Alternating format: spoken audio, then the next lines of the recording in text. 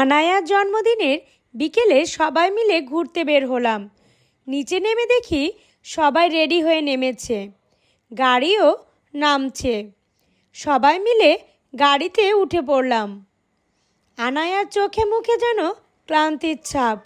কোথায় ঘুরতে যাব সেটা ভাবতে ভাবতে সামনের দিকে এগিয়ে চলল। সবাই বলল পাটগাতে গিয়ে চা আর আগুন পান খাবে। তবে সেখানে পৌঁছে দেখি রাস্তা নির্মাণের জন্য দোকান ভেঙে দিয়েছে। তাই আবার পিছনের দিকে ফিরে টুঙ্গিপাড়ার দিকে চললাম।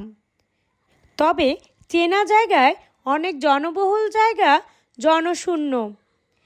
টুঙ্গিপাড়ার হেলিপোর্টে পৌঁছাতেই মাগরিবের আজান পড়ল।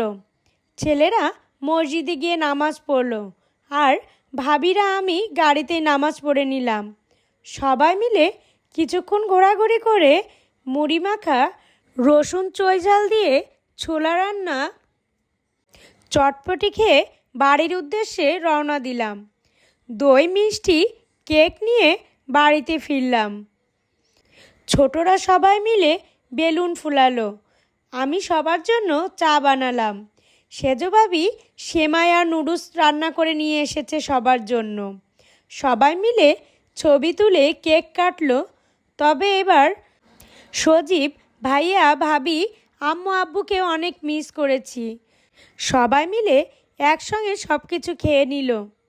হাজারো মন খারাপের মধ্যে আলহামদুলিল্লাহ দিনটি ভালো কাটলো। তারই মধ্যে আনায়াকে 5 বার রেডি করালাম।